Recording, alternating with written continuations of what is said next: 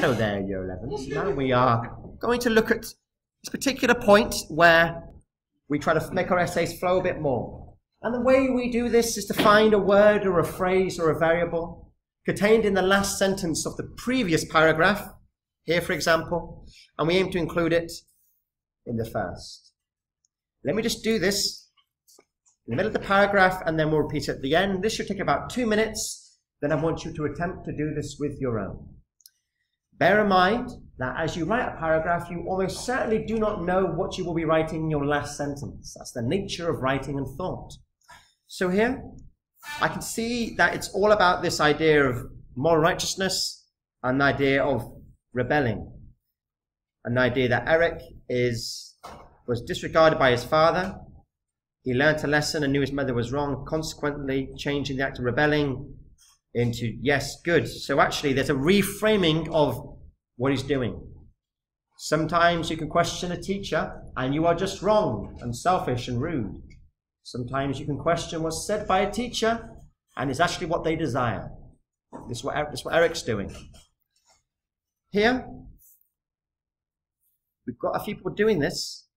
We then have context opens the next paragraph. And our wonderful Sachika was doing this a few times as well, because why not? You know, actually context really does underpin the ideas. We want to say this idea, or this notion, or this concept. What were those 3 words I just said? Idea or 3, 2, 1, cha. Let's write this down. Please don't sound too excited, by the way. Idea. My pleasure.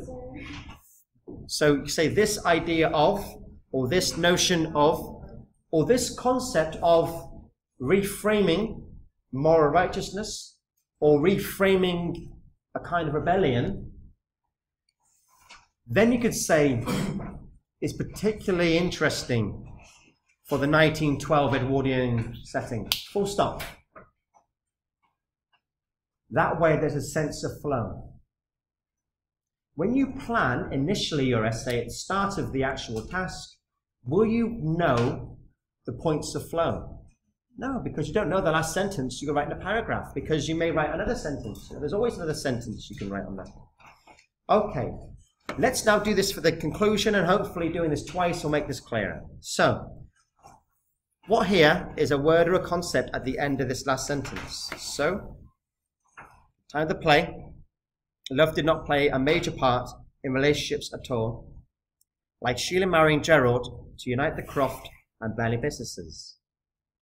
So the idea of him turning his back on his place in society, notice this nice extra detail is good, turned him into a stronger man that does not conform to the conventions of capitalist upper middle class England. Now folks, one thing to say to you is this: use modality.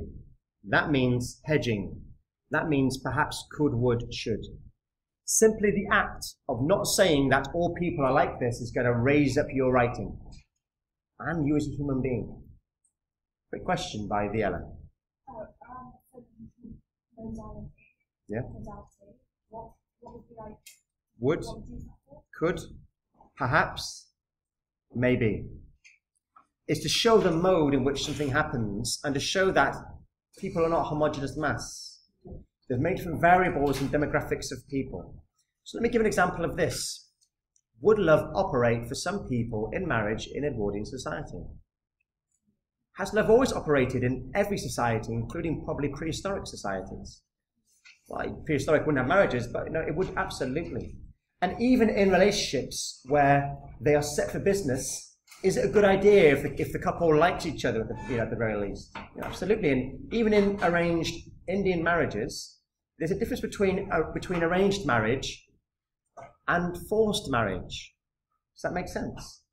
I asked my students, would they like to have arranged marriages? And the Western students say, no, that's a terrible idea. I want to meet my future partner maybe in a social place where the only thing we got in common is that we were both there at the same time.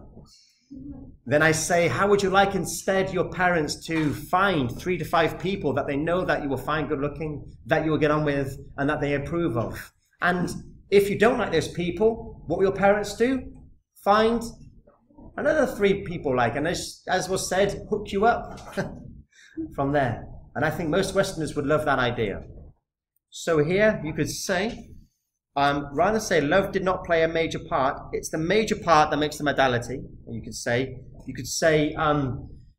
the only thing you can say for certain is that the idea of marrying a stranger in the turn of the century just didn't really exist.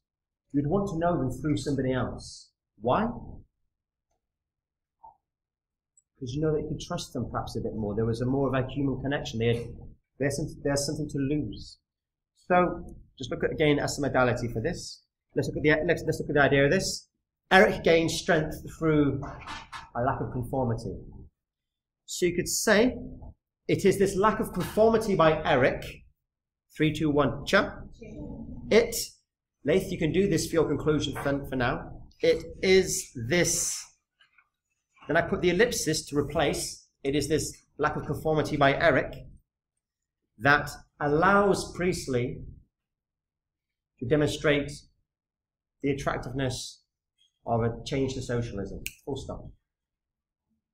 Or the attractiveness of a change to a socialist government.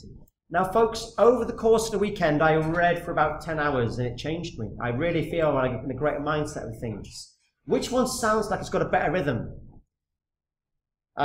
It is this act of rebellion that changes that Priestley. It is Eric's act of rebellion that, I was about to say, indicates Priestley's attraction to a socialist government. That it is Eric's act of rebellion that Priestley wishes to symbolize the change to a socialist government. What's better, change to a socialist government, or change to more of socialism, or change to socialism? What sounds more of a flow? Change to a socialist government, or change to socialism? Change to socialist government. Now it's interesting because when you hear the words change to a socialist government, it's got a particular rhythm, maybe a dactyl or something like this. Da, da, da, da, da, da, da, da. Change to socialism, though, looks better on the page because it's shorter. And I think it's very interesting in writing that sometimes something sounds better, something looks better. Anyway, that's well beyond what we're doing here. Does that make sense what I've said in my class? I'm going to post this. Everyone say please goodbye. Bye. That's so sweet. Okay, folks.